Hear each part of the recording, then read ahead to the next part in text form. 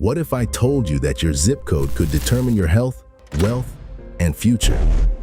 It's not just a theory. American policymakers and government officials have waged a war against Black prosperity for decades, all by their sinister design.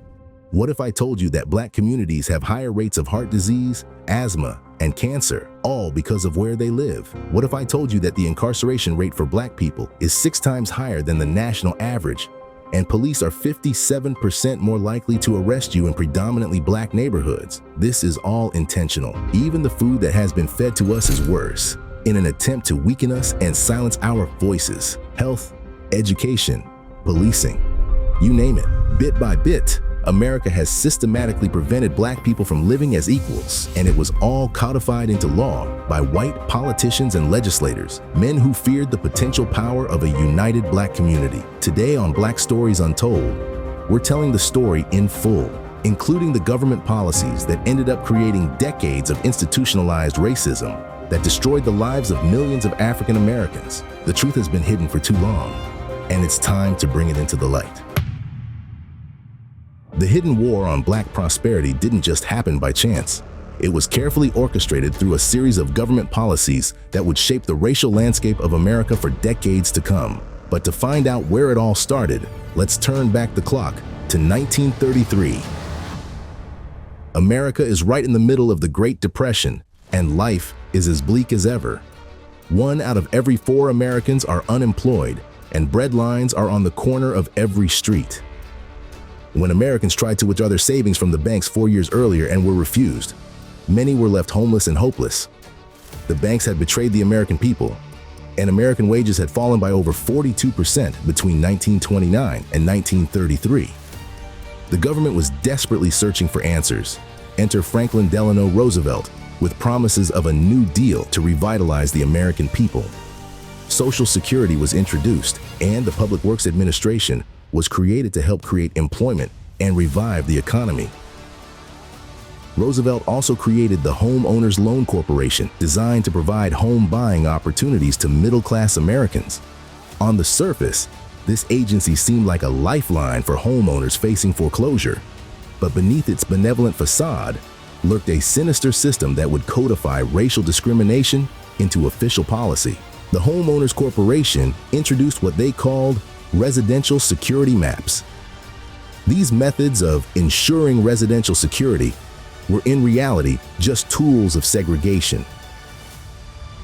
Picture a map of your city, but instead of street names, you see a rainbow of colors. Green for the best neighborhoods, blue for still desirable areas, yellow for declining parts of town, and red for what they deemed hazardous zones. Now, you might be wondering what made a neighborhood hazardous in the eyes of the Homeowners Corporation. The answer was simple: the presence of Black families. Areas with a high proportion of non-white residents were automatically marked in red, branded as inherently risky for investment. This practice, known as redlining, meant a lot more than colored sections on a map. In essence, these practices systematically denied resources and opportunities to entire communities based on the color of their skin. These maps made it impossible for Black people to obtain mortgages, leading to a vicious cycle of disinvestment and decline. Think underfunded schools, no sidewalks, crumbling buildings. All while across the railroad tracks, the white folk got to conveniently ignore the gross mistreatment of African Americans. You see, this was more than just a housing debate. This was a concerted effort by white America to deny Black Americans the opportunity to build wealth and secure a future for their family. And it wasn't just about making them live in a different neighborhood across the street. Oh no, it was about to get much, much worse for the Black community in ways they could never imagine. As the government's role in racial segregation deepened, the impact on Black communities grew more severe. The National Housing Act of 1934 and the creation of the Federal Housing Administration introduced the quintessential American 30-year mortgage on paper. This made homeownership more accessible for lower-income people. Great, right? But the reality was far different for Black Americans. The Federal Housing Administration, who created these new housing policies, became a tool for institutionalizing racial discrimination. The combined effect of the Homeowners Corporation, color-coded maps, and the Federal Housing Administration's discriminatory policies was devastating. Together, they created a system where African American communities were systematically cut off from the American dream of homeownership. This was more than segregation. It was a government-sanctioned assault on Black prosperity, aimed at keeping Black people in check so they could never rise above their white counterparts. The true evil nature of the Federal Housing's intentions was revealed in their underwriting manuals. These documents, meant to guide lending practices, contained explicitly racist language that left no doubt about their intention. The 1935 Federal Housing Administration's underwriting manual stated, "Incompatible racial groups should not be permitted to live in the same communities." The underwriting manual even went further, endorsing the redlining of Black residential areas and indicating that mortgages should not be provided to Black families seeking to move into white neighborhoods. But this didn't stop all Black families. Levittown, Pennsylvania, 1957, a residential area with over 15,000 homes, and it sold all of those to exclusively white people. William Levitt, the owner of the real estate organization, was a known bigot and racist. So when Daisy Myers, an African woman with her 3 children, decided to move into the town, she faced immense discrimination. Originally being denied the ability to buy a house by Levitt, Daisy instead bought a property that was being resold by a Jewish couple in the community. Of course, the white community stopped at nothing to make Daisy and her family feel as unwelcome as possible. Groups began to protest outside her house, and some even would burn crosses outside her house, a practice associated with the Ku Klux Klan in order to intimidate African Americans. Despite months of harassment and intimidation, Daisy never backed down. If you want to read more about the struggle of Daisy Myers and her struggle against redlining, you can find her own book, Sticks and Stones, in the description below. Daisy's story in Levittown is just one of many across the nation where Blacks were denied equal rights. And while Daisy was able to live outside of a redlined community, millions of others were stuck living in lesser living conditions. The impact of these housing policies was devastating and far-reaching. Between 1934 and 1962, the Federal Housing Administration and the Veterans Administration backed over $120 billion in loans. Of this massive sum, 98% went to white families. 98%. Black families and other minorities received less than 2% of this financing. This shattered hope that many Black families had. To them, the American dream was a lie told by whitewashed America in an effort to get them to work harder. Nothing had changed since the days of slavery. It was a dream, but a dream reserved only for white people and those deemed worthy of it. The impact of this exclusion was profound and long-lasting. White families were able to use their homes as a financial asset, leveraging the equity to pay for education, start businesses, or weather financial hardships. Black families, denied these same opportunities, were left without this crucial economic safety net.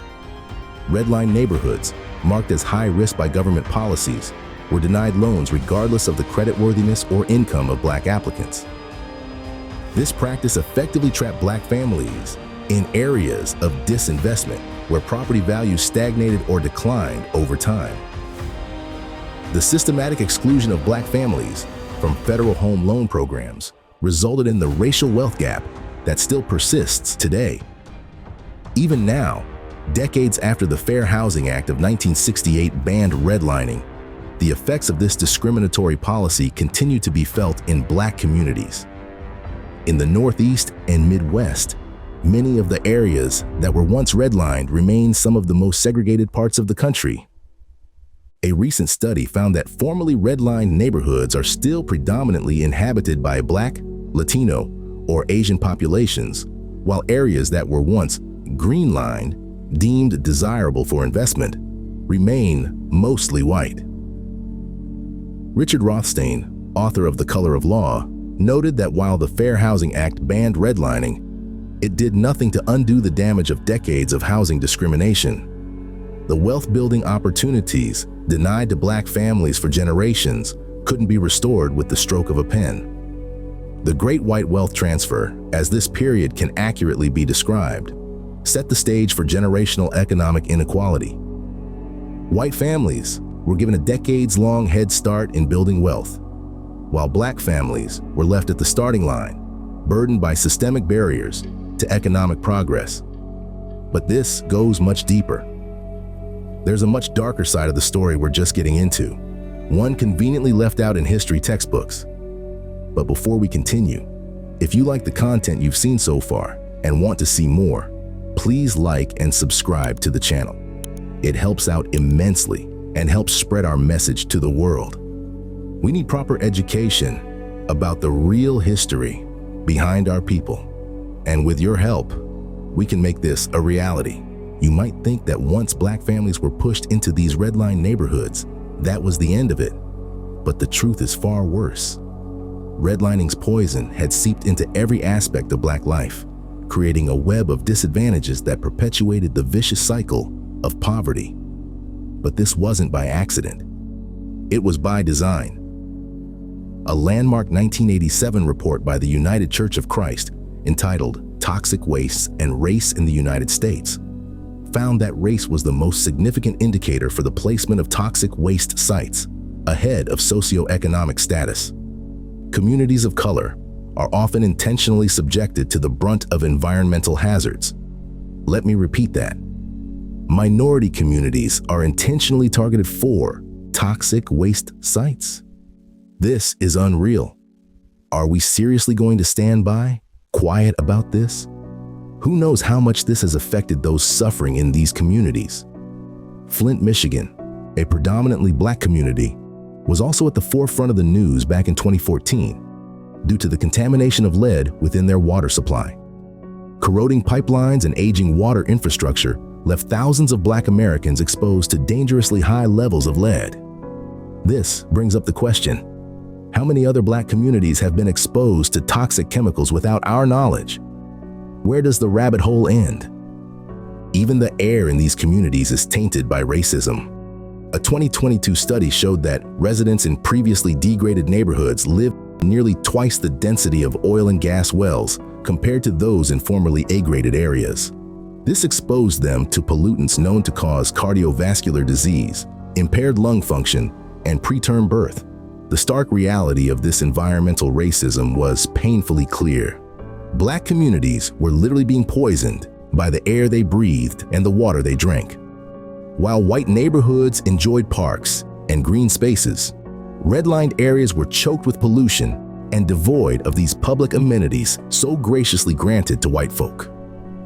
These conditions have had devastating health consequences.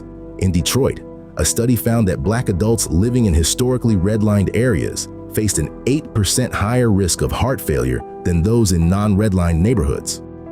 The lack of access to fresh food and supermarkets has created food deserts, an urban area in which it is difficult to buy affordable or good quality fresh food. This contributes to poor nutrition and a host of health problems within black communities not found anywhere else. Higher rates of heart disease, cancer, asthma, and diabetes have plagued these communities, oftentimes a direct result of the lack of medical resources provided to underfunded hospitals in redlined communities.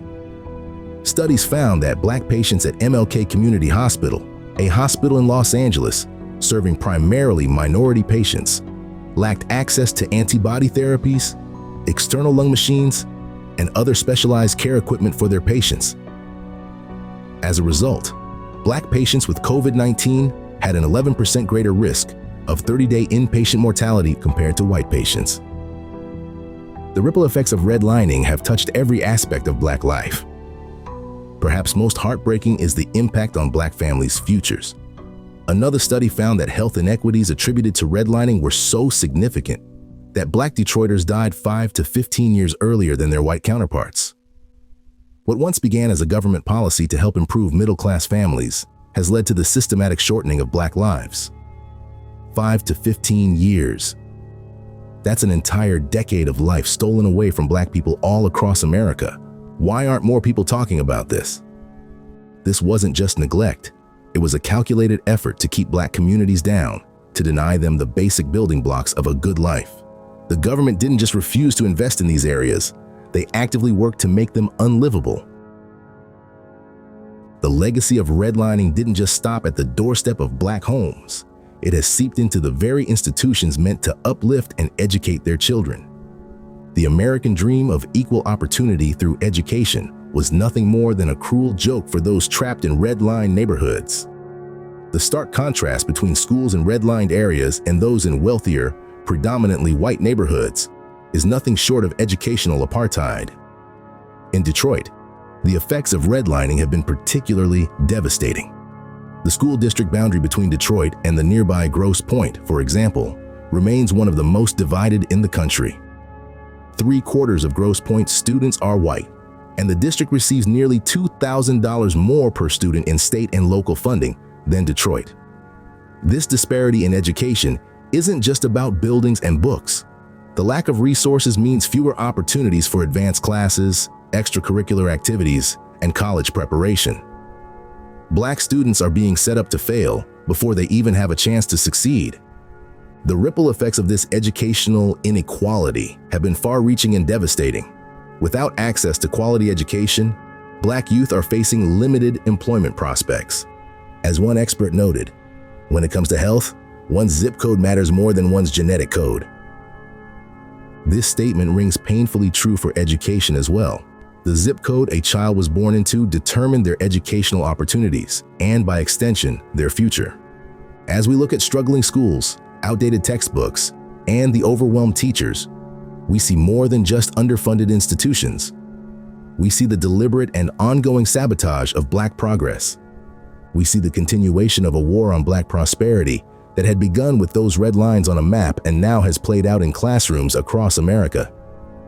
The struggle for education and opportunity in Black communities isn't just about test scores or graduation rates. It's about the right to dream, to aspire, and to have a fair shot at success. But as long as the legacy of redlining continues to shape our educational landscape, that right remains out of reach for far too many Black children. In 1968, the Fair Housing Act was passed, supposedly marking the end of redlining and ushering in a new era of equality in housing. Wow, great again, right? But this law, like so many others before it, proved to be nothing more than empty promises on paper. The ban on redlining did little to fix the damage that had already been done.